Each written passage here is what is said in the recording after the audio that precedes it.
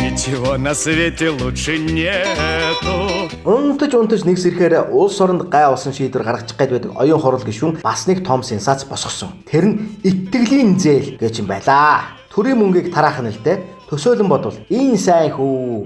Нөгөө хиний хүү штэ. Маш сайн залуу.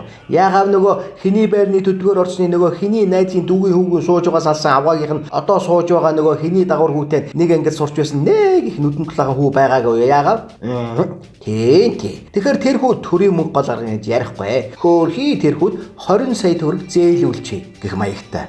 Ийм л юм төсөөлөгдөж байна. Тэр нэрийг нь харахгүй юу? Итгэлийн зээл гэдээ байгаа юм штэ. Гаднаас нь хараад энэ ч юу овоо гайгүй итгэл даах хүү юу гүү юу гэж бодсон бол өхөн байна. Гэхдээ бас нэг юм байна. Тэр гайгүй хүн хизээч зээл авч байгаагүй. Тэр бүхэл хамтран зээлдэг чимээх адгийн ангилалдаж нэр холбогдож байгаагүй байх ёстой гэж байгаа юм шүү.